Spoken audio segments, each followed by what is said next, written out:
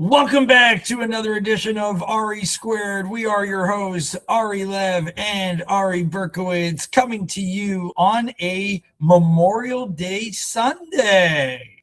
So first things first, Ari, I can see that you are proudly rocking your Knicks jersey, and I completely get why. I know this is a football podcast, but Ari, as a Knicks fan, tell me how you're feeling right now after Game 3's win last night. Let me just tell you this. You said proudly and being a Knicks fan, and those are lines that have eluded me most of my life. So I'll just go with that one. You know, growing up, the Knicks were pretty much what the Jets are now. So you know, the fact that I started following the year after Ewing retired. So Marcus Camby was the center of the Knicks when I started following the Knicks in the early 2000s. And they were very lean years for a very long time. And Jalen Brunson just brought everything, everything Knicks fans had ever hoped for back to Madison Square Garden. And finally, I mean, I'm not going to say it, but it finally looks like we are going to have something very, very cool to look forward to at the end of this season. You know, it's interesting because before the postseason had started, or just as it was starting, I remember very clearly saying it doesn't matter who comes out of the East. It's definitely whoever comes out of the West, they're taking it. Like, I was convinced of that. And now I got to tell you, I think given the way the Knicks have just been so dominating, it just feels like their year. So I'm no longer thinking that this is a gimme. The Knicks are going to have opportunity to rest. The Spurs and OKC are going to get into a slugfest. That's going to a minimum of Game 6, if not the Game 7. The Knicks are playing better than ever. Brunson is the man. Like, wow, he should be the Finals MVP without a doubt, or playoffs MVP, whatever you want to call it. And it is just really cool to see. Now, as much as I'm a Giants fan, I am not a Knicks fan. I'm a Raptors fan, but I am so excited for all my friends, and there's plenty of them who are Knicks fans, because we are living in exciting times. And, when you see a team kind of go on a run like this, it's kind of fun to cheer for them. Not bandwagon cheer, but it's fun to cheer for them. So, Ari, I'm excited for you. I'm excited for all my friends who are Knicks fans. And really, I really, really would like to see them go all the way. I think that would be awesome. And the ticket prices are going to be nuts. Do you know, Ari, that Game 2 at Madison Square Gardens cost more combined than Games 3, 4, and not that there will be one, but 6 by the Cavs combined? That is wild. That is just wild. But it just speaks to the people that go to Madison Square Garden to watch games. I mean, you're talking about the first 5 or 10 rows up. If you have less than $50 million in your bank account, you're out of place there. So it makes a lot of sense. And also, like, the Knicks fans are so excited that after multiple stabbings at the Game 3 watch party, the NYPD is now talking about shutting down Game 4 watch parties outside Madison Square Gardens because of fear for public safety. Yeah, no, that's just wild. I'll just say about the Spurs and the Thunder. I mean, that series has been, I mean, you could say probably from before the season that was the most anticipated series of the playoffs.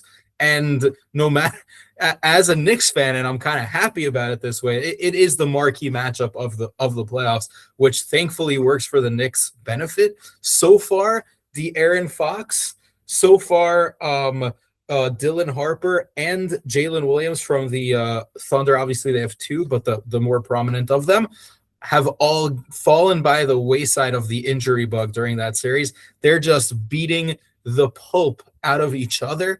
Again, that hopefully will work for the Knicks' benefit. All right, excellent. Now, we are a football podcast, and so as excited as I am for you, Ari, it's time to bring us back to our core. So let's get back to our favorite sport on the planet. Let's get back to the NFL.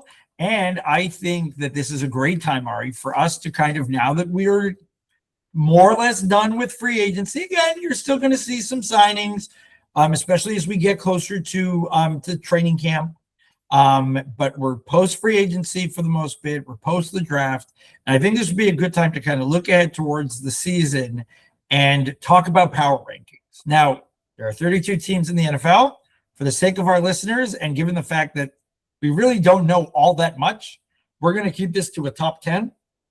So the way we're going to do this for all of our listeners is we're going to go 10 to 1, and we're going to alternate saying who is our number and see where we kind of agree and where we kind of differ. So just before we start, Ari, I wanted to ask you, do you have 3 NFC West teams? And obviously, I don't know Ari's rankings and he doesn't know mine. That is correct. Do you have 3 NFC West teams in your top 10?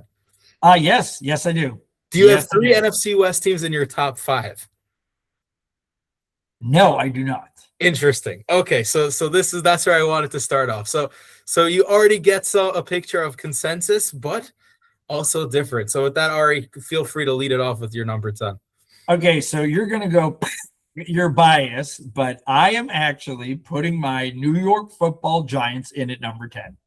I think that, and if you look at the NFL schedule, which, we talked about quite a lot, the fact that the Giants got 4 primetime games this season, and if you just, in comparison to your New York Jets, so we're talking same market size, and the fact that the Jets got 0 primetime games, the Giants got 4, including a marquee Sunday night football matchup with the Cowboys to start it off, speaks to where not only we as Giants fans kind of sit, but where the NFL and the schedule makers overall take a look at us. With Harbaugh at the helm, without, again, being just this hopeless, like, New York Giants fan, I very much think that our floor for the season is 10-7 with a wild card berth, and it would not be surprising for the Giants to go ahead and even win the NFC East, which, by the way, I think is going to be the strongest division in football this year, the most competitive and the toughest. And I do not think at all that it is crazy to put the Giants in at number 10. So, clocking number 10, my New York Football Giants. Who you got at 10, Ari? So just before you get into that, I just wanted to ask you, are the Giants your top-rated NFC East team? And does that mean that the top-rated NFC East team is at number 10 on your list? Yes and yes. Okay, so then the competitive nature of it's really interesting because from 11 to 16, I have, I think, all 4 NFC East teams, but none of them actually made my list, partially because of how tough that division is. It's so hard to tell. I think it'll come down to attrition and injury, which is just, it's so difficult to predict. That being said, my number 10 team is the Houston Texans. Oh, yes. I think that they're fine. Last year, they finally put something in place. Their defense, as we know, is always going to be stellar. They made very serious additions in the run game, which was a huge weakness for them last year and pretty much tanked their first 6 or 7 weeks of the season. Having Joe Mixon out and Woody Marks as their lead back did not work well. They have plenty of options now. And CJ Stroud he was drafted as a veteran, steady-handed quarterback, and he will just continue to develop into more of that. And I just think the floor of this team is so high that they have to be in the top 10 for me, but I had a hard time putting them past 10. So that's why I got the Houston Texans as number 10. All right, I hear your rationale, and that's why, if we're on the topic of the Texans, I do have them at number 9. And the reason why I have them at number 9 is, yes, they had probably the best defense, I agree, last season. But I don't know, CJ Stroud, man, he's just too suspect. We just saw way too many interceptions, bad choices, bad decisions. And so I would have a hard time ranking them above number 9. But they are given just the absolute insanity that is their defense, and the fact that I think that they're vying very likely for a shot at the division title. That's not a knock on the Jags or the Colts. The Titans are not winning that division. But it comes down to, at the end of the day, it's going to come down to CJ Stroud and his play. If he can get back more to rookie season-esque type play, then yeah, it's a no-brainer and they're going to win the South. With that being said, if he cannot get it back together, as good as their defense is going to be, you can just hold the other team scoreless for so long if your offense keeps giving them back the ball. Who do you got at number 9, my friend? I have the LA Chargers at number 9. Yeah, my West AFC West is gonna be a little bit shocking. I have the LA Chargers at number 9. I think that Justin Herbert is I think at this point he's just the most underrated quarterback in the NFL. He barely gets mentioned as a top 5 quarterback, and sometimes is even omitted as a top 10 quarterback. He's there for me. Like I'll put him up against almost any other quarterback in the NFL. And just look at the fact that he competes against Patrick Mahomes, who should be probably anyone's top quarterback in the league at this point. And he competes with them every year. They somehow seemingly have terrible offensive line injury luck every year. But I'm so excited to see Jim Harbaugh and Mike McDaniel come together and what that run game is going to look like with their breakout. They had breakout offensive talent last year in Omarion Hampson and their tight end, who his name escapes me at this point, but he was a mid-round pick last year and he looked absolutely dynamic. Just adding that into Ladd McConkey and Quinton John, they just have such an exciting offense. Adding in Mike McDaniel, I couldn't not have them at number 9. So keeping in tradition with you ranking your teams one before I did, coming in at number 8 for me are the LA Chargers. And, I don't think there's much to say beyond what you just said, which is, Herbert, probably one of the most underrated, most unappreciated quarterbacks in the league. If they can just give him some protection, in Harbaugh, we trust, and I trust more in John than I do Jim. But with that being said, you can't go wrong. And the marriage of getting Mike McDaniels in there as OC, I think, is going to serve them really, really well. So they're my number 8 team. So let's switch it up a little bit because I seem to keep, picking after you. Who's it? Wait, no, you have not said your number 8 then. Who is I'll take my number 8 and then I'll go into number 7. So we can see if this my number 8. But if they are your 7, then I still think you should. But I doubt that they will be. My number 8 team is the Cincinnati Bengals. Oh, okay. They're not on my list in the top 10. So yes, I love picking. Every year this happens and it kind of like shocks everyone, but it's absolutely not shocking.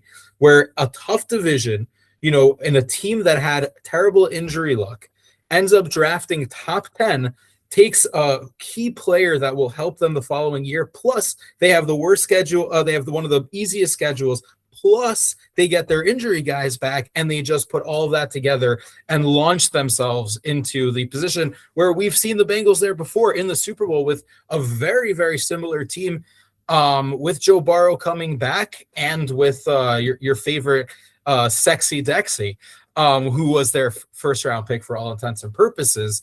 I think the Bengals are going to surprise a lot of people, and I think they will actually run away with the AFC North this year. I don't think anyone in that division is quite good enough to compete with what the Bengals have, especially with how much resources they put into fixing their defense. If you look at their depth chart on defense, you will be shocked to see that they probably have the best depth chart, at the very least on paper, on defense they've ever had in the Joe Burrow era. And they still have Higgins, they still have Chase, and their running back Brown is just he keeps on getting better. So I'll tell you why I do not have the Bengals in my top 10. I agree with everything you've said. My issue is this: Zach Taylor is still the head coach. Zach Taylor has not managed to get that team off to a good start. They end up playing lights out from games like 5 or 6 on, but it's that first beginning stretch of the season that I don't know what he does in training camp, or unless he does a complete 180 and they're able to get their season off to a quick start, it's going to be more of the same, my friend. More of the same. And yeah, could they potentially be the best team in the AFC North? Sure. Ravens have got a new head coach, and no knock on Minter, but prove it to me. The Browns are the Browns, and the Steelers with senior citizen Rodgers coming back for one more season. I don't buy them to win the division, so I do think the Bengals will be the winners of the AFC North most likely. But again, unless Zach Taylor does a complete 180 on how he gets his team ready for the season, they're going to get off to a slow start, and that is why they are not in my top 10. So, all right. So I completely understand where you're coming from, and I'm very glad you brought those things up because it allows me to say something that is kind of mind-bending and mind-shattering, which is Zach Taylor. The one big difference between every other season he's been the head coach and this year is that Zach Taylor is now the most veteran head coach in his division, where he had never even been third, let alone first or second. He is now the most veteran and seasoned head coach in that division, which, given this year specifically, I think that that'll play as a huge advantage with the first-time head coaches of Cleveland, Pittsburgh, and Baltimore. Obviously, McCarthy has been a head coach before, but has Mungan been a head coach? Was he a head coach? No, he is not. Never No, head coach. He's just OC a few different times. But yeah, so obviously, but yeah, I think that that's going to play and I'm very curious to see what happens with that. So moving on to number 7 is I have the Kansas City Chiefs as my number 7 team. And just to briefly touch on why I have, I mean, it's kind of mercurial with them. You could have them. I saw a lot of rankings that have them, past top 10, which to me is ridiculous. Listen, Andy Reid is not getting younger. Patrick Mahomes coming off of a terrible knee injury, and Travis Kelce is no longer Travis Kelce. But everything that they did this offseason speaks to a very serious rebound. So like I wouldn't put it past them. And I still have them as winning their division. I don't have any other team in their division ranked higher. So I think that is a credit to where they're at, but I just had a hard time ranking them earlier than number 7. So I do have the Chiefs on my list, and I'll touch on them when I get to them. But just in one sentence, I do believe that with Mahomes back at the helm, and all signs are pointing he will be ready for week 1. And Andy Reid, I don't know, man. Kelce is getting older, and Rashee Rice is rehabbing a knee in jail. But with that being said, I think they drafted well. I think that their defense will probably help carry them again, but I would not sleep on them. I think they needed a quick reboot.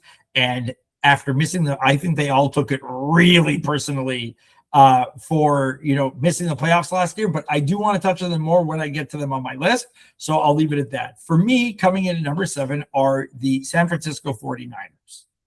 I do believe that we saw what they were able to do with all those injuries. Like I think any other team pretty much in NFL history that was hit that badly with injuries the way they were, and the fact that they were still able to go into the playoffs and actually do well in the playoffs, you get everybody back and they're actually healthy this time, watch out. With that being said, we see them almost getting there, and their draft was meh at best. So I'm not just going to, go ahead and say, oh, they're definitely going to the playoffs. No, but do I think that they have a shot to be the second best team in their division? Sure, they do. But they come in for me at number 7. Yeah, and like you said about the Chiefs, I have them a little bit higher up on my list. The fact that we talked about, and I talked about the Bengals and we talked a bit about the Chiefs. To me, the Niners are the same and the opposite, meaning they suffered through very similar injury woes and they still were phenomenal. And all I'll say before I get to talking about them a little bit later on is the last time the Niners had a wide receiver room like they do now, they made it to the Super Bowl. when they had Debo and Ayuk playing at a very high level. So that's one thing that I'll look. But again, we'll wait for a little bit later on. And for now, you can go into number 6. Okay, so number 6, I do have the reigning Super Bowl champions, the Seattle Seahawks. The reason why, despite them coming off of a Super Bowl win, the reason why I don't have them ranked, let's say top 3, is I feel like what happened to them is very classic to a lot of Super Bowl teams where you just can't pay everybody. And I think they've lost more than they've gained. So to really think and say, okay, they're just by definition going to go back and win it and defend their title, I'm not saying they're going to have a Super Bowl hangover. They won't. Okay, I trust in McDonald that that's not going to be the case. With that being said, I think they've lost too much. They weren't able to gain enough ground back. And do I think they'll make the playoffs? Sure. Could they possibly be the best team in the NFC West? Sure. But with that being said, I think they're more likely playing for second place in the NFC West in a wild card spot than they are winning that division and really going for a repeat. So yeah, it's a fascinating take on the Seahawks. I differ. I have them further down the list, to say the least. I actually think they improved their running back room, replacing Jadarian Price with replacing Kenneth Walker rather with Jadarian Price, yes. Who's younger and can do a lot of the same things. And I think we're seeing a brand new Sam Darnold, and I don't think it would surprise anyone if Darnold's just the playoff Darnold and last season's Darnold. They have pretty much the same offensive line. They still have JSN. So I am definitely buying the Seahawks as a very serious team in the league, and it would not surprise me to see them in the Super Bowl again next year, frankly. But with that being said, I'll go to my number 6 team. Wait, but before you do, I have to just stop right there and stop on JSN for a minute. So JSN got humiliated at the awards by Drewski, really playing around with the pronunciation of his name in a very, very offensive way, where he was taking the last name Njigba and turning it into the N-word, essentially. And then to top it off, the NFL sends him, after he won the NFL Offensive Player of the Year award, his award arrived with Defensive Player on the Year award written on it. And not only that, there were also 2 words that were missing a space between them.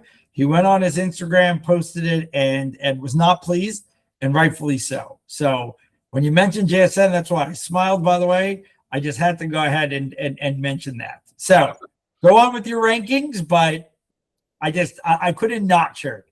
No, absolutely. And I'm glad you did, because I was totally unfamiliar with that little anecdote. So I'm glad you shared that. And that's actually kind of sad and just adds to like the growing list of follies during this NFL offseason of like something that you're not sure if you want to laugh at or if you want to cry with how ridiculous it is. So with that, at number 6, and I know I'm going a bit off the reservation with this one, I have the Green Bay Packers at number 6. Yeah, I mean, it's unclear how long Micah Parsons is going to be out for, but I think that they're putting together one of these teams, and the Packers, as we know, they're one of these storied franchises where really over the last 25 years, they haven't had many down seasons. And I think they played a little bit better than people may have realized last year. They were a very good team. They kind of cycle through offensive line superstars every couple of years, where they kind of send 1 or 2 out to pasture like they did this year with their left tackle and their longtime center, Rasheed Walker and Elton Jenkins. And no one really talks about Zach Tom.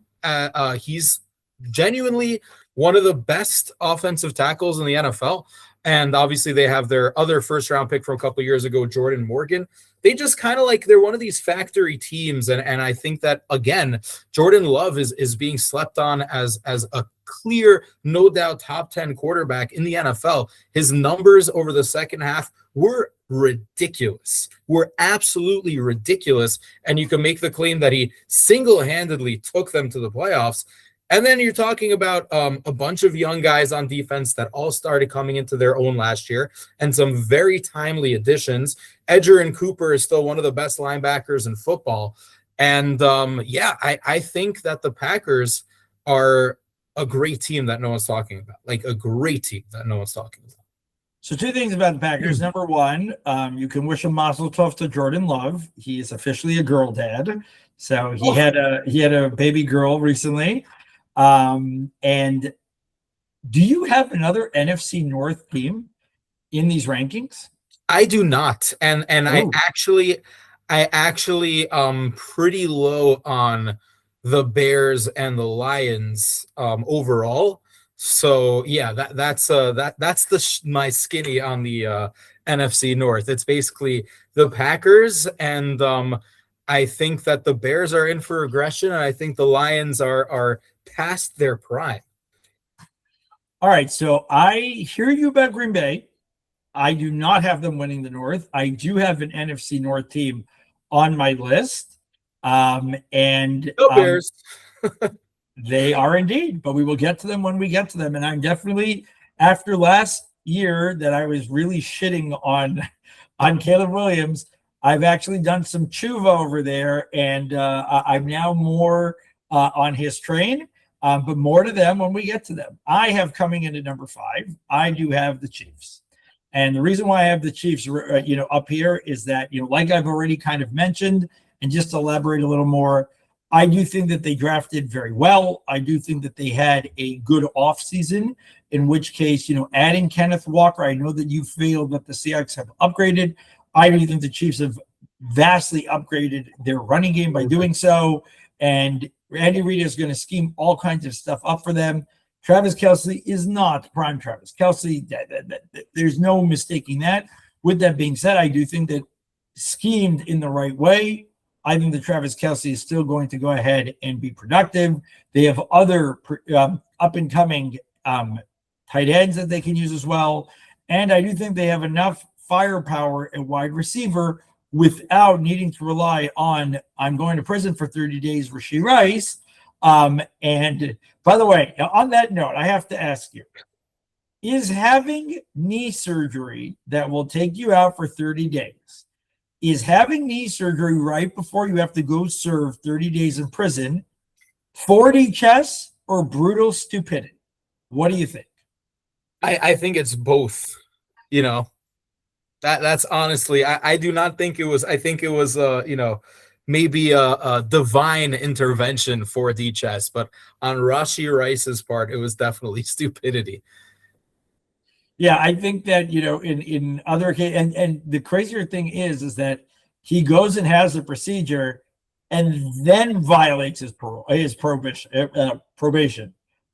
So this was entirely avoidable, just so we're all on the same page. But it would not be an offseason if Rashee Rice wasn't getting himself in trouble. So that's my number 5 with the Chiefs. But I do think that, and we can see that with the Chiefs opening up on Monday Night Football, there must be extreme confidence that Mahomes is going to be back ready for week 1.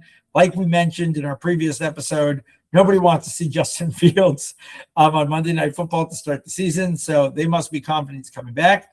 And I think that they can go ahead and make a run. So Chiefs at number 5 for me. All right, who do you have at number 4? And so we I didn't do my number 5 yet. So but we flip-flop. Wait, do we flip back again? We flip-flop. No, we flip-flop the Chiefs and the Niners. You had them 7 and I had them 5. Fair enough. Okay. So I got the Niners. I got the Niners here. And I just want to finish my thoughts on the Niners here. Which is, to me, it's going to be a very interesting progress from the solid defense to the Raheem Morris defense, they between again, but again, like you look at the amount of injuries that they had on their defensive line, just specifically, and then the fact that this offseason they beefed up their defensive line so that like if they had those kind of injuries again, they wouldn't be affected as much. And they have those same injured guys coming back. Their defensive line, you could literally make a case for their second what's it called, like their second why is this escaping me, like the Tier? yeah, Backup? not tier, what's the word, on a depth Secondary? chart, like their second team, whatever it's called. Second string. Thank you. That's what their second string defensive line could genuinely be a starting defensive line in the NFL. I'm not saying it'll be top 20, but it could definitely be a starting defensive line in the NFL. They drafted Grayson Halton and Romello Height, who are really underrated, and they added Oso Odigizua, who had a phenomenal year in Dallas and is, again, a really underrated defensive tackle. And Nick Bosa's coming back. They brought back Drake Greenlaw. Fred Warner should be healthy. They just have so much going on for them on defense, and they added Christian Kirk, Mike Evans, and their first draft pick was Dejon Stribling, who, again, like I wouldn't have taken at the top of the second round, but to add him as your number 4 or number 5 receiver is frankly quite funny, especially considering that Christian McCaffrey is still their best receiver. So I just, I don't think they've had a year where they've put it all together yet in this constellation under Brock Purdy. And I think this could be the year for them, and I have them at number 5. So with that, I'll go into my number 4, which I have the Buffalo Bills at number 4. Honestly, I was really debating having them even up at number 1. I think they're definitely one of the strongest teams in the NFL, and I really struggle with my top 4 because the only thing keeping me back is the fact that they have a new head coach in Joe Brady, and I'm just so he's kind of combustible, and I feel like they're either going to have like some ridiculous 15-2 season in their brand new stadium, and Buffalo's going to go nuts, and they're finally going to make it to the Super Bowl, or it's just not going to work out at all. So I had a very hard time, but on paper and where they're at, and the talent of Josh Allen, they're no question a top 4 team on paper. So I agree with you about the Bills, and I have them ranked much higher. So I will reserve my thoughts on the Bills, when we get to them. But yeah, I'll just say that at this juncture, very high on the Bills, and especially with their brand new state-of-the-art, insanely cool stadium that, despite being open air, is going to be one of the coolest stadiums you've ever seen. But more on them when we get to them. Coming in number 4 for me are the Bears, who very soon might actually be the Indiana Bears, because it was officially announced over the weekend that they will definitely not be continuing to play in Chicago. They may stay in Illinois still. There's a decent to good chance that they're going to hop right over the border and go to Indiana. But I do have them at number 4. I do believe that they will win the NFC North. I think that Caleb Williams and Ben Johnson, and you saw the magic that those two were able to create together. I think with having a full season under their belts, plus their additions during free agency and during the draft, I definitely strongly believe that they will win the NFC North. And they are poised to make a strong playoff push. I do think that they will be better than the Packers. I agree with you. The Lions are past their prime. The Vikings, I don't care who wins that competition. I just think that they're going to be, they'll be fighting. The Lions and Vikings will be fighting for spots 3 and 4 in that division. The Packers and Bears will be fighting for the first and second spots in that division. I do think ultimately the Bears do win the division, and I think they're primed to, win at least the first round of their playoffs, possibly even the second. But I think the Bears are really going to continue to just get even stronger. And I'll tell you, beyond the fact that they're returning a lot of starters They went ahead and did some nice additions again in free agency, but especially all the more so in the draft. They tightened up the places that needed tightening, and Ben Johnson had that team playing together. They were a team, and they were ready to run through a brick wall for him last year. All the more so, they're going to be ready and willing to do that. And a lot of times, that component can actually even mean more than pure sheer talent. So that's why I do have the Bears ranked at number 4. All right, who do you have at number 3? So just before I get into my number 3, I just want to explain why you would have a team ranked so high, and I didn't even have them on my list. And basically, it's fairly simple. I think you're overcorrecting for not seeing it last year. And you mentioned how they did make some timely additions on defense, but I can make the argument that none of them are improvement over last year. They lost both of their starting safeties, and yes, they replaced them with Thieneman in the draft and Kobe Bryant in free agency. But, Kevin Byard and now I forget, Jaquan Brisker, they played so well last year that even if, yes, Dylan Thieneman and Kobe Bryant are probably better players than them in an overall sense, I don't even know if you could expect them to be as good as those two were last year. And then their middle linebacker, they lost to, I think it was the Giants. No, they lost to the Giants. Tremaine Edmonds, I think is undoubtedly a better player than Devin Bush. I know Devin Bush had a fantastic year last year in Cleveland after, kind of shedding that bust label that he had aptly put on himself. But the thing that really worries me about the Chicago Bears is their offensive line. We all know that Ben Johnson came from a offensive line machine with the Lions. Yes. They were all number 1 draft picks over a bunch of years. And with the Bears, rather, when he came, he kind of took all of these veterans from different situations. Jonah Jackson, Joe Thuney were both very well regarded with their teams, with the Rams and the Chiefs, but their contracts were just too much for them, given their cap restraints, and he made very interesting small-time trades for them. And I just don't see they're both aging veterans. They had unbelievable health last year on the offensive line. And I'm just not sure, if you look at their offensive line overall and you look at some other of these teams that we have on our list, if they don't get that same kind of excellent luck with avoiding injuries, if they'll be as good. And I've never been a big fan of DeAndre Swift, although I'd say that I think Kyle Monangai and Roschon Johnson are very good. So yes, I do think that they're good, but I also think that the Packers are not only better, but that the Bears are in for a little bit of regression. With that, I will go to my number 3 team, and I have the LA Rams as my number 3 team, who at this point I'm sure that they're either your number 2 or number 1, which is looking like it's the Bills and the Rams, or your number 2 top 2 teams. You're just not sure in which order. Well, no, incorrect. I actually, for the first time in our rankings, I agree with you. The Rams. We both have number 3. They are both at number 3. Oh, wait, so we may have the same number 1 team, Ari Lev. We may have the same number 1 team. We do not have the same number 1 team, because my number 1 team you've already said. I see. Okay, so your number 1 is the Bills. So your number 2 team is my number 1 team. Okay, fine. So I have the Rams at number 3, and I'll let you take this one because I have the Seahawks, who we talked about before, at number 2. So you can talk about the Rams, and then we can discuss your number 2, which is my number 1, and then we'll finish with the Bills. How does that sound? That sounds great, but thanks for the spoilers, Ari. No, just kidding. At this point, come on. It was all...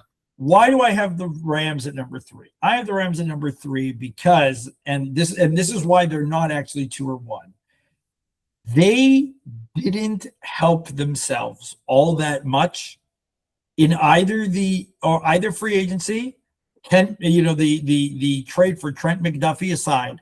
They did not help themselves all that much in free agency. The draft, they were not drafting like a team in a win now type of, Matthew Stafford is getting older and he's going to retire soon type mode. So I was shocked when they took Ty Simpson. Turns out it was all part of the plan, blah, blah, blah. But they really did not help themselves much. I think that they absolutely could have won the Super Bowl last year, the way they matched up against the Seahawks.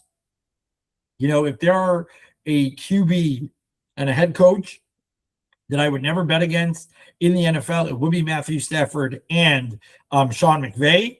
And that's why I have them in number 3. They will most likely win their division. They are certainly in the conversation for the best team in the NFC, possibly in the NFL. But given the fact that they did not do themselves enough in win now help, that's why I only have them at number 3. Yeah, so I totally hear you. And, we both basically agree that they're a very, very good team. And drafting Ty Simpson at 13 is just kind of peculiar. But, understandable, but still, it doesn't what you said. I just want to mention a very cool thing about the Rams that has nothing to do with anything. Okay. They have 2 starting safeties who are named Cameron, spelled Kamren. That name has never, ever been in the NFL except for these 2 players. And they both play not only in the same backfield, but at the same time, at the same position. That's some kind of magnificent. Well, you love anomalies like that. So that's a pretty cool tidbit. And thank you for sharing.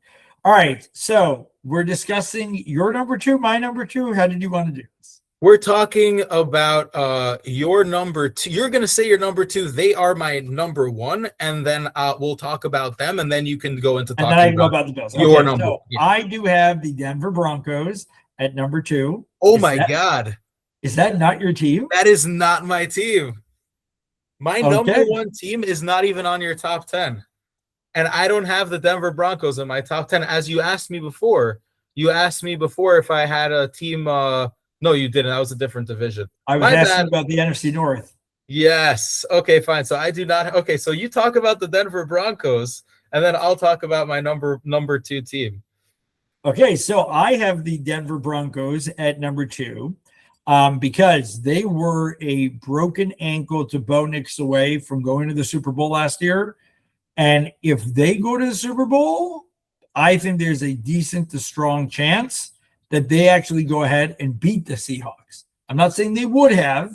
There's a decent to good chance that the Seahawks still would have won, but it would have been a much more competitive game than the joke of a game between the Seahawks and Pats. And I don't know why the NFL chose to do that as the, opening game. I think the only reason why they felt comfortable in doing that is they know that they've got the Rams and Niners in Australia happening the next night. And people are going to be like, oh, yeah, Wednesday, whatever. Ooh, game in Australia, Rams and Niners. I think it's the only reason why they even put the Pats in, because I think that the Seahawks are going to take it to the Pats, especially in light of Diana Rossini. No comment. So I think that the Pats are going to take a major regression. Getting back to the Broncos, them adding Jalen Waddle, I think that was exactly what they needed. When a team is quiet in free agency to the way that they were, it's a sign of one of 2 things. Either you have no money and you're in cap hell, which they're not, or your team is that good on both sides of the ball that you really don't need to do anything too drastic or crazy. And the Broncos are definitely the latter in that equation. I disagree with that take, Ari. Okay. Go. You are entitled to. I think that what happens with teams like this in free agency, and we've seen in the past with Sean Payton, what happens basically is that your team is so good that you kind of have very conservative number figures for a lot of the free agents, and free agency just went completely not the way that they had thought internally. And they weren't able to adjust for one of 2 reasons, either because they thought their team was good enough, so they're not going to pay more than their estimations of these players, or because once they realized that they had to pivot, it was kind of too late. We know that was the case with Kenneth Walker, who they totally misread the situation. He went to the Chiefs, their rival, and they really wanted Breece Hall, and they could neither pry him loose from the Jets or entice him to come there. So I think that it was a kind of mixed bag offseason. I do think that they needed to do something, and I view the Broncos similarly to what happened with the Bengals the year that that they went to the Super Bowl, and obviously the Broncos would have went to the Super Bowl, like you said, if Nix was healthy. Kind of just taking advantage of the worst year in Mahomes' career. And now that Mahomes is back, I think that they're going to slide back to being the second, or even, in my opinion, third fiddle in that division. I think that no matter how you slice it, Bo Nix is not the first and not the second best quarterback in that division, which gives me serious doubts about ranking them this high. But again, I hear you, and they are definitely a very good football team. What I think is pretty cool before we move on to your number 2 is the fact that I feel like as we've gone through these rankings, I feel like we've both had very, very solid and factual takes. And what makes it kind of cool is that each of our takes, even if we'll just take the most recent one about the Broncos, either of those scenarios could actually be very true.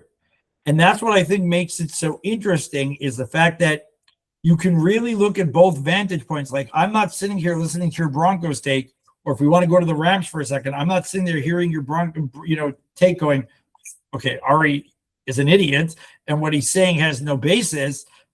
I can respect your outlook on it, even though it disagrees with what I said. So I think that kind of makes it cool. And, overall just shows you the awesomeness of the NFL, where either one of those scenarios that we played out are going to be true. And what's even more interesting in the fact is that when all is said and done, one of those two scenarios is going to play out. There's not going to be a middle road between what each of us said. It's either going to play out like I said or play out like you said, but not in the middle of the two.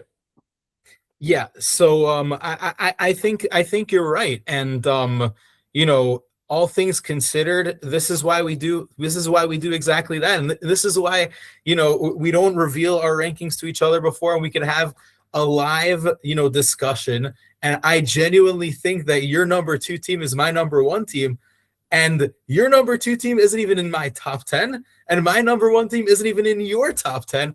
And after having such a high level of agreement through the top, 10 to 5 pretty much, to have this level of disagreement in the top 5 is just unbelievably cool. Sorry, who do you have at number 2? So I have the Seahawks as my number 2 team, who we discussed. So they are on my list. Discussed at length already. I don't think we have anything further to add. I'm big into what they're putting down, and I don't have much to add. Okay, now I'm curious. Who do you have at number 1? We know I have the Bills, and I'll explain why in a moment. Who do you have at number 1? I have the New England Patriots as the number 1 team in the NFL. I think that everything that happened with Mike Vrabel, as much as we want to knock it and say like, oh, it's adversity and bring all this stuff into law, it's stuff that the Patriots have been dealing with since the beginning of them being excellent. Ever since they started being excellent, they have been embroiled and enshrouded in unbelievable non-stories, what I'd say, with Spygate at the Super Bowl the first year that they won it, and everything afterward, with Kraft and his craft. No, but really, and so I think the Vrabel story is just one and the same. Last year in the playoffs, they have 2 of their key veteran players go off the reservation, and these crazy stories come out about them, and I was just like, all right, they're not going to be able to deal with this adversity. This is the end of this Patriots thing. But no, they made it all the way to the Super Bowl. And again, we want to talk about Bo Nix not being healthy. Drake May was not healthy the last 3 weeks of the playoffs, which includes the last game against the Broncos, and obviously in the Super Bowl, he was not healthy, and he did not look the same, and it was a long season for him. And I genuinely think that not only are the Patriots my favorites to make it back to the Super Bowl and probably win, but that Drake May is the inside track, unless Patrick Mahomes goes completely back to being Patrick Mahomes, which I wouldn't doubt. I wouldn't be surprised.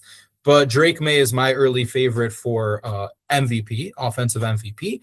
And their biggest weakness, which was their offensive line, they signed Elijah Vera Tucker. they drafted Caleb Lomu in the first round, and they drafted someone named Demetrius Crownover, where most people probably don't know who that is. In the 6th round, I had him as a 3rd or 4th round pick. The man is he's gigantic, and he's pretty athletic for his size. He does need a lot of work in terms of footwork.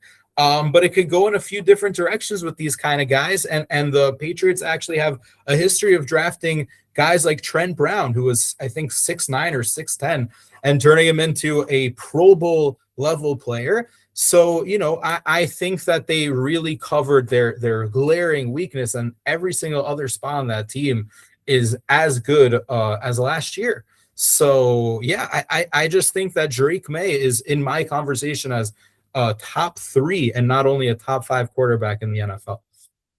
So I hear you. The reason why I do not have the Pats in my top 10 at all is primarily not because of, I agree with you. They'll deal with this whole Mike Vrabel, Diana Rossini thing. They'll deal with that. That's not like you said. They've been embroiled in scandal for decades now, and that's not what's going to make you crumble, right? And we both know they're not firing. I don't care what comes out. I don't care if it comes out that Diana Rossini's son, whose name is Michael, ends up actually being Vrabel's son.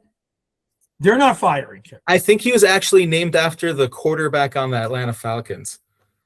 You mean Michael Penix? I think that's the guy, yeah. But, I was wondering where, it's funny. I was going to just bring him up as some sort of honorable mention, but you opened up the opportunity for that. So nicely done. But getting back to why the Pats are not in my top 10. I do believe that while Drake May is a great quarterback, he's not in my top 5 in terms of QB talent in the league.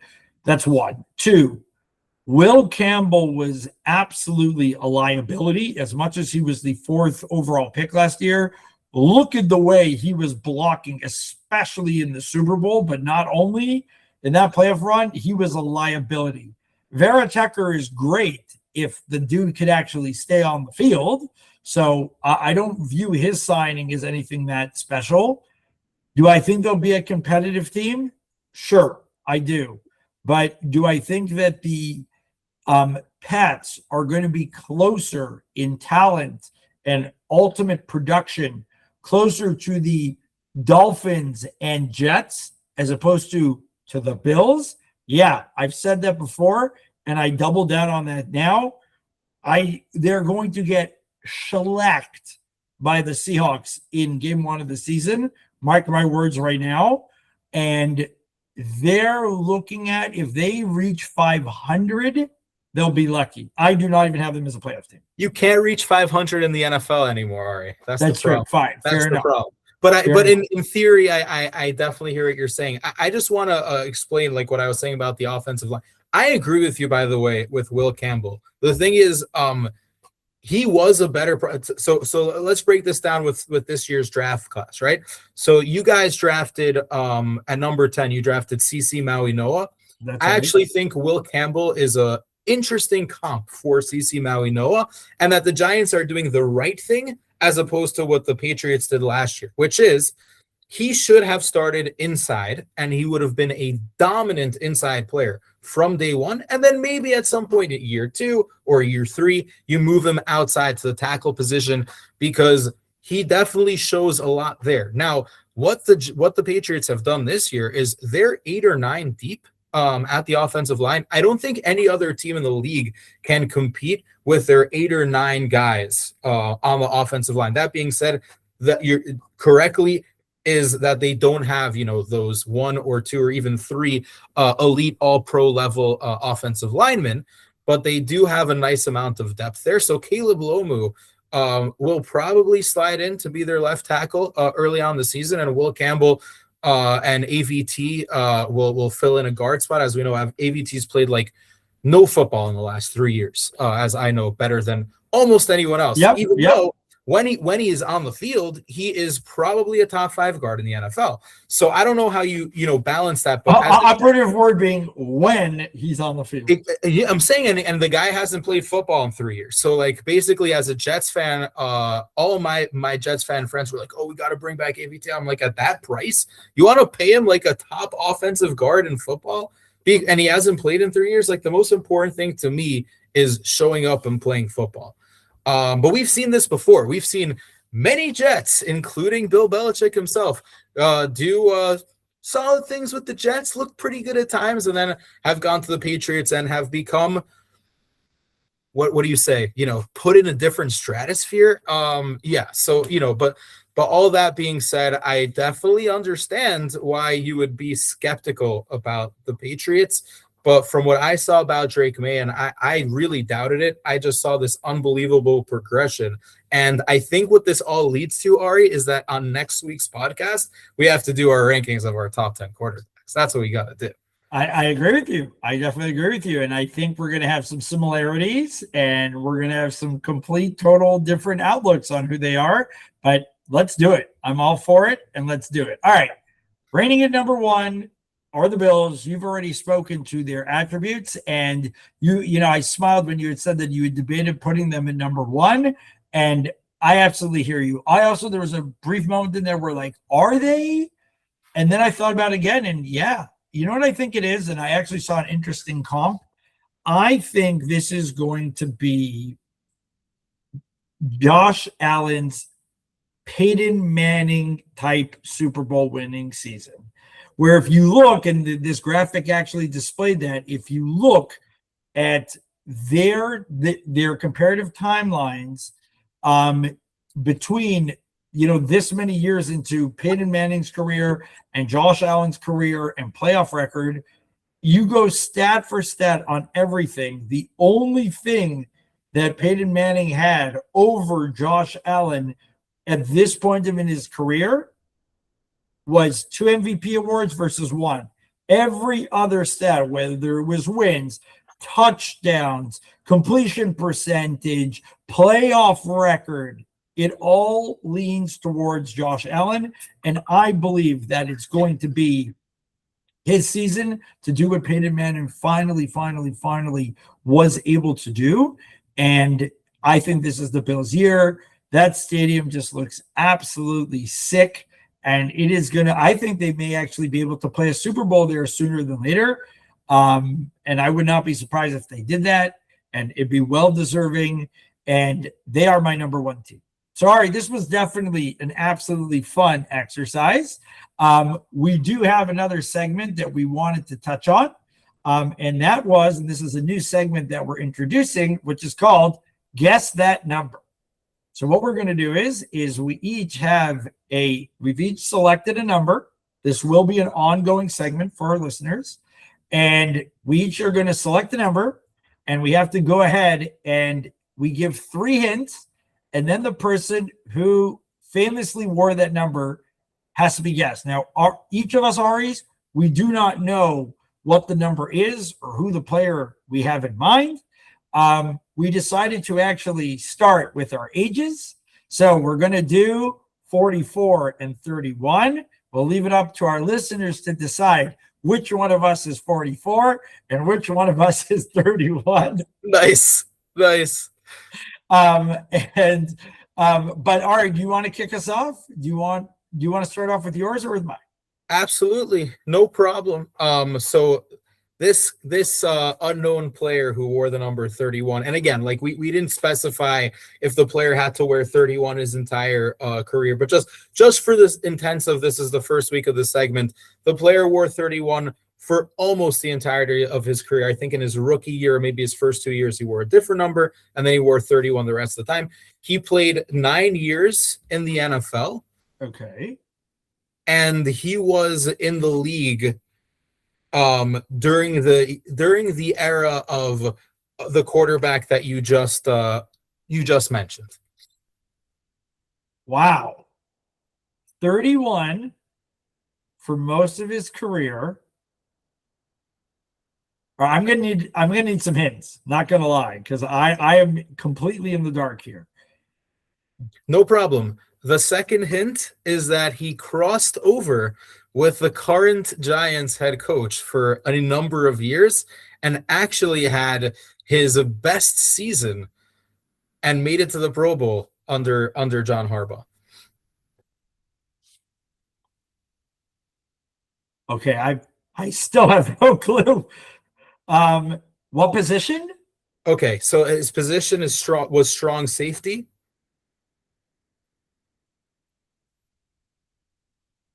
One second. No. So my final hint, you'll get it. Okay.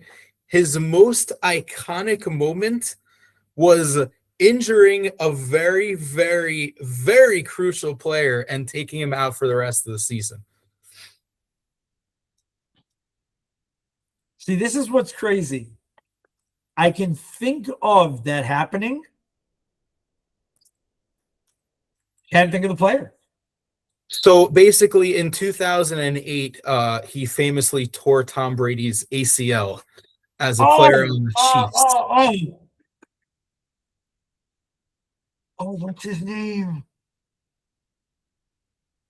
We need to have like music in the background playing, like, what's the name of that dude? Like that music. I'll give you a moment. Oh my God. What is his name? I can. By the way, and for any of our listeners, if you got it in one of the earlier hints, please write in and tell us which hint you got it at. Because I do believe that almost all of our listeners, as opposed to you, Ari, would have gotten the guy by now. Yeah, thanks. I can remember watching Tom Brady's Of knee. course. That I can visualize. All right. I don't got the name. Bernard Pollard. That was the guy's name. That was the guy's name. And I was actually beforehand, when you had first told me that we're doing our ages, I was thinking of doing Antonio Cromartie, because he recently came to mind as he wore number 31 on the Jets, and the Jets just drafted David Bailey. I've never seen a defensive lineman, let alone a defensive end, wear number 31. He wore it in college, and that's what he'll be wearing on the Jets. And I was like, Antonio Cromartie. I haven't thought of that guy in so long. But then I was like, it's going to be a little bit hard to explain Antonio Cromartie. And I knew I had this thing with Pollard messing up Brady's knee in his back. So, yeah. All right. So who do you got with 44, Ari? Let me have it. Let me see if I can do any better. Is it John Riggins? It is not. All right. So here's some hints. He had chronic foot issues. He was drafted in the 7th round. And he was part of the Earth, Wind, and Fire running back backfield. Do you know who it is? The Earth, Wind, and Fire backfield. Is that from like our time? I've yeah. Absolutely. Number 44. Yeah. And those are my 3 hints. So far, if you need, that's just my first. Take some moments here, and okay. So can you repeat the Earth, Wind, and Fire one? Got me. So go. Say okay. He had chronic foot injury issues, which plagued him throughout his career, especially towards the end of it, where he was essentially not practicing. Was he on the Giants? Yes, he was. It's Ahmad Bradshaw. Yay! Well done. And yes, he was part of Earth, Wind, and Fire with Brandon Jacobs and with, Derek Ward, I think it was. Was it Derek Ward? His last name was definitely Ward. But yeah, they were Earth, Wind, and Fire.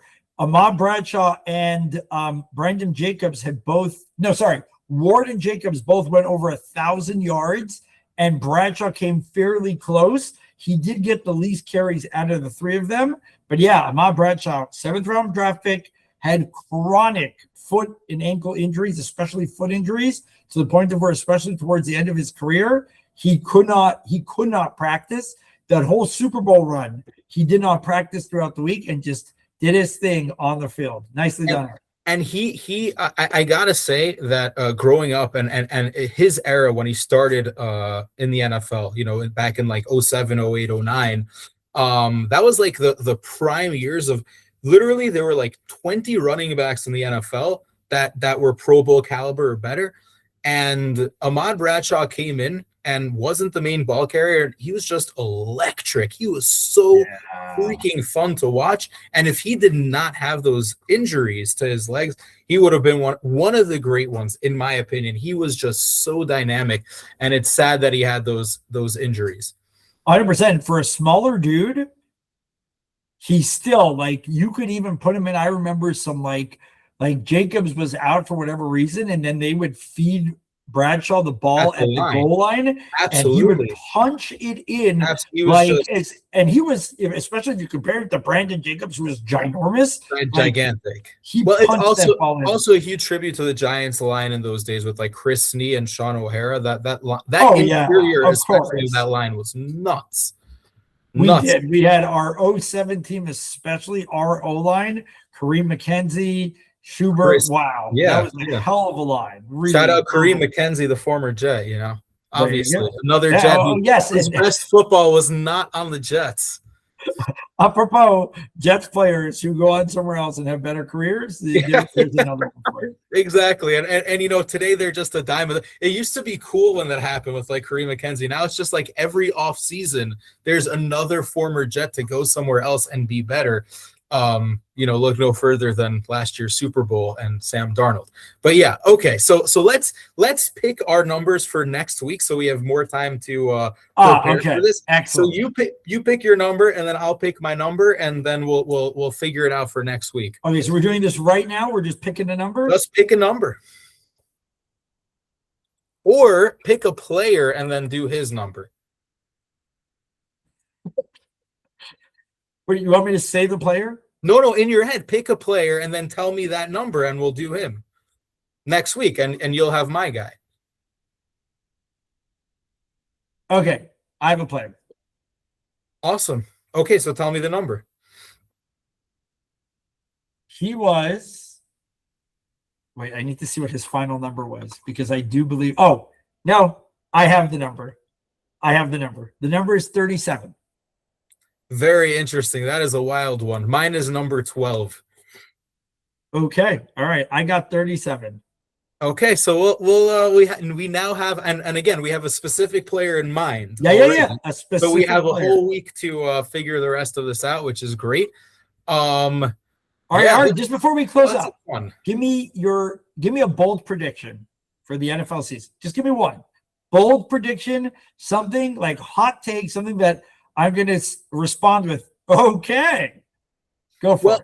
I mean, the way that I started was I think that the Patriots being my number one team in the rankings is pretty bold. The fact that Drake May is my early favorite for the offensive player of the year is pretty bold. I'm going to pull a U here and say that I think that the Jets are going to surprise a lot of people. And Geno Smith is going to have a year where people are going to ask at the end of the year, and this is very shocking, that the people are going to ask if it's Geno Smith or if it's Cade Klubnik, people are going to say, do the Jets really need to draft a quarterback in the first round next year? That is my call. Wow. Okay. That is a bold prediction, so I'll take it. And you know what? Staying with our team, since you went Jets, I'm going to make a bold prediction for the New York Giants. And I'm going to say that Jackson Dart, he may not win it, but Jackson Dart is going to be in MVP conversation this season. Well, all I know is that if the Giants win the Super Bowl, and I think they have one more year to do this, he will be the first person to shake Donald Trump's hand. That much I can tell you. I don't know if you caught what happened over the weekend. That was wild. They are so lucky, by the way, that John Harbaugh is their head coach now and not Dable, because he would not have known how to deal with that. No. And by the way, Abdul Carter since tweeted out, spoke to number 6. We all good. Stop with your narratives and whatever. And come on, this is classic at this point in the NFL season, just manufacturing news. That being said, if you did have a coach that wasn't seasoned like John Harbaugh, this could spiral into something not fun for the locker room. But it's just never going to happen. And I'll just say this, it should not come as a shock that Jackson Dart is a Trump supporter. I mean, come on. I think anyone who spells their name with the XS in Jackson is almost assuredly a Trump supporter. Yes, absolutely. And we'll leave it on that. All right, Ari, this was fun as always. To all of our listeners out there, reminder that you can catch us if you want to see these beautiful faces in Ari's Knicks jersey. We are on YouTube, so you can go ahead and watch us there. Please go ahead, hit the subscribe button if you are watching us on YouTube. And of course, the share button is not that far away from the subscribe button. So go ahead and share it there too. We are on Instagram, so you can go ahead and find us there. Of course, you can find us on Spotify and many, many, many other podcast networks, including Apple Podcasts. So go ahead and find us wherever you listen to your podcast. Comments, 5-star reviews, and feedback are always welcome. And of course, we would not be able to continue doing this every week without you guys in the RE Square community. So thank you for listening. Thank you for downloading. And thank you for sharing. With that, guys, peace. We out.